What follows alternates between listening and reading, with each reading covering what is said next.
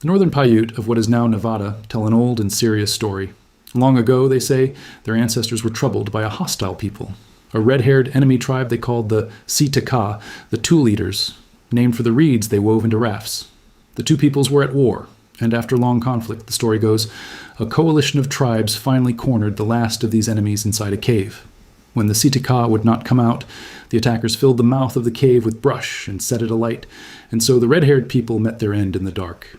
That tradition was written down more than a century ago by a remarkable Paiute woman named Sarah Winnemucca. And then something strange happened.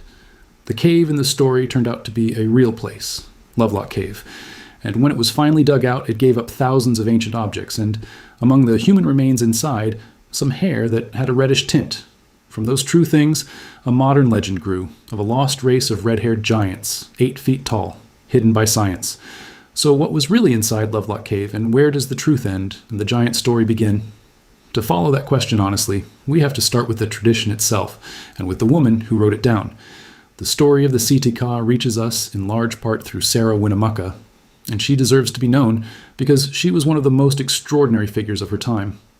Born into a Northern Paiute family around the middle of the 1800s, she became a translator, an activist, a lecturer, and an author, a tireless advocate for her people during a brutal era of dispossession. In 1883, she published a book called Life Among the Piutes, Their Wrongs and Claims, an account of Paiute life, history, and suffering. And it is often described as the first book written and published in English by a Native American woman. That is the source that carries the Si-Te-Cah tradition into the written record, and it matters that the teller is not some outside collector, but a Paiute woman writing her own people's history. Sarah Winnemucca came from a leading Northern Paiute family, and she spent her life moving between two worlds, translating for the United States Army, meeting officials in Washington, lecturing to packed halls in the East, and pleading again and again for honest treatment of her people as they were pushed off their land and confined to reservations. She was fluent in several languages, sharp, brave, and often bitterly disappointed by the promises that were broken to her. When such a person sets down an old tribal tradition in writing, it is not campfire entertainment. It is a piece of a people's history, recorded by one of their own at the very moment that history was under threat of being erased. That is the weight the Si-Te-Cah story should carry, and it is the weight the giant legend throws away. In her account, and in the wider Paiute tradition, the Si-Te-Cah are remembered as enemies, a people with reddish hair who ate the tule reeds of the marshes, and even, in the harsher tellings, ate their human foes. After a long war, the surviving Paiute peoples united against them and drove the last of them into a cave where they were destroyed by fire. It is a story of an ancestral conflict, of enemies defeated, the kind of deep historical memory that many peoples carry. And notice one thing carefully because it will matter later. In the tradition as Winnemucca records it, the Si-Te-Cah are red-haired and they are enemies, but they are not described as a race of towering giants. The giants are not in the oldest tellings. They came later.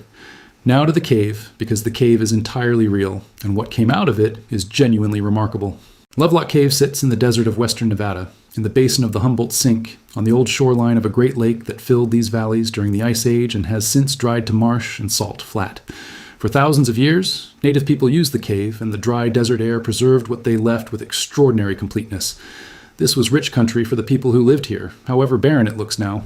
The marshes of the Humboldt Sink teemed with fish, waterfowl, and tule reeds, and the ancient people of the Great Basin built a whole way of life around that watery abundance, hunting ducks, weaving reeds, and storing their gear in dry caves along the old shoreline.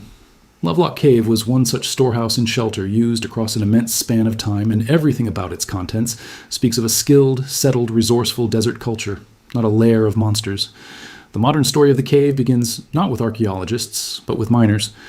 In 1911, 2 men began digging out the thick deposits of bat guano that had built up on the cave floor to be sold as fertilizer and for gunpowder, and they hauled out hundreds of tons of it, tearing through the ancient layers and tossing aside the artifacts they found. When word of those artifacts reached the scientific world, proper excavation followed. In 1912, a researcher named L. Loud came from the University of California to excavate the cave, and in 1924 he returned together with the archaeologist M. Harrington for a second dig, their combined work published a few years later. And what they recovered was a treasure of the ancient Great Basin. All told, something like 10,000 artifacts came from Lovelock Cave, a stunning record of desert life reaching back thousands of years. The single most unforgettable find is a set of duck decoys, and they are worth pausing on, because they are one of the great objects of ancient North America. The people of the cave made lifelike decoys of ducks out of bundled tule reeds, shaped and painted, and in some cases wrapped with real duck feathers and skins to complete the illusion. A hunter would set these floating on the water to lure real birds within reach. They are beautifully made. They are about 2,000 years old, and they are among the oldest duck decoys known anywhere in the world, still sitting in museum collections, looking ready to be set out on the marsh.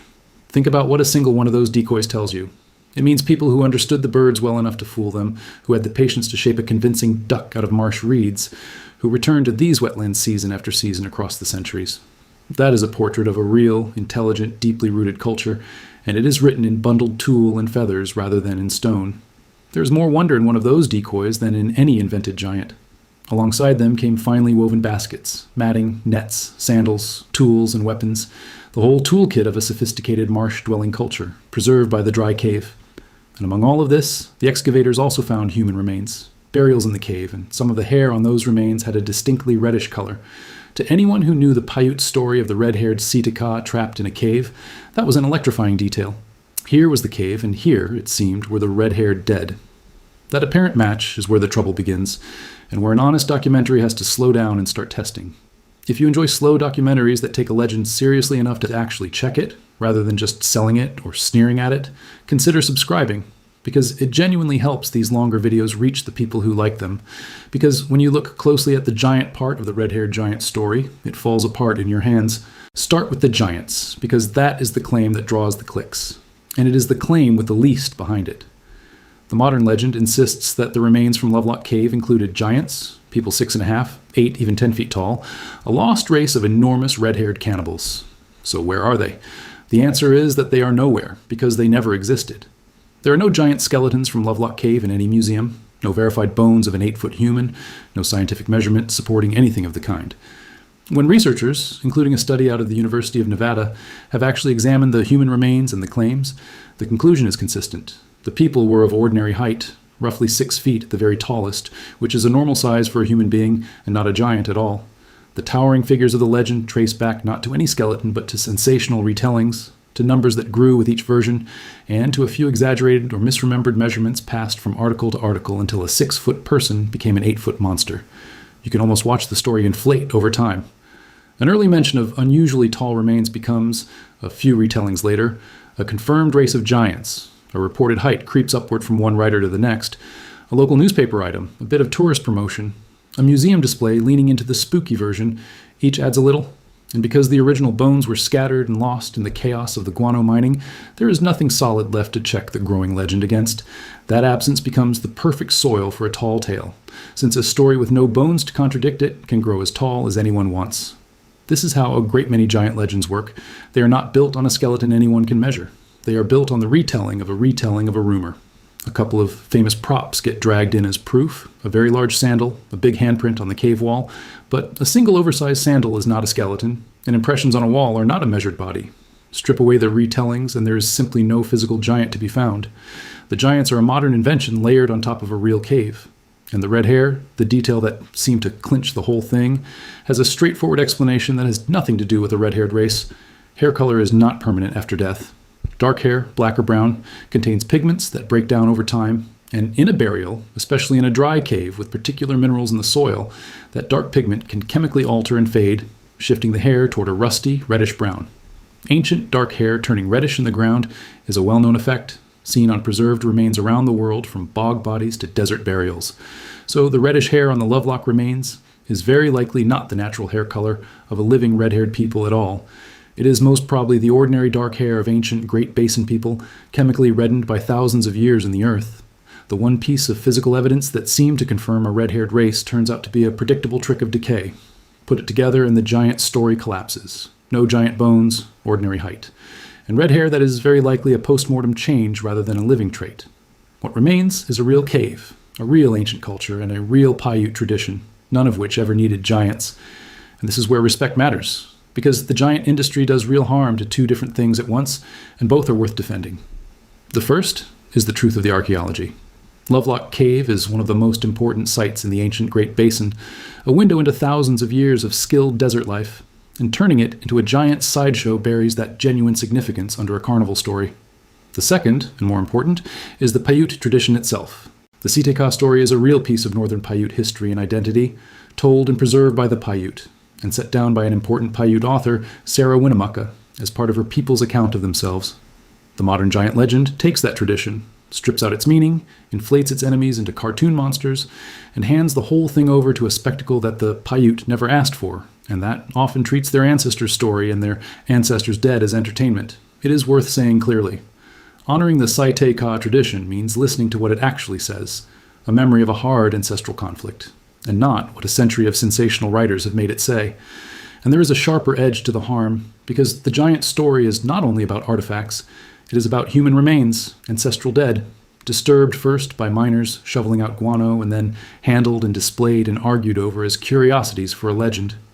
To turn someone's buried ancestors into the props of a monster show is a real disrespect, whatever nation they belong to, and it is worth remembering that these were once living people laid to rest by those who loved them, not exhibits in a story about giants. The Northern Paiute and other Great Basin peoples have every reason to want their ancestors and their history treated with more care than the giant legend has ever shown them. The obvious question deserves a straight answer. Who were the Si-Te-Cah, really? That is a genuine and open question. The tradition may preserve the memory of a real rival people, or of an earlier population in the Great Basin, or of some conflict now hard to reconstruct. And serious people can wonder about it, honestly. But wondering about the real history behind an oral tradition is a completely different thing from believing in 8-foot cannibal giants, and only the giants have to be thrown out.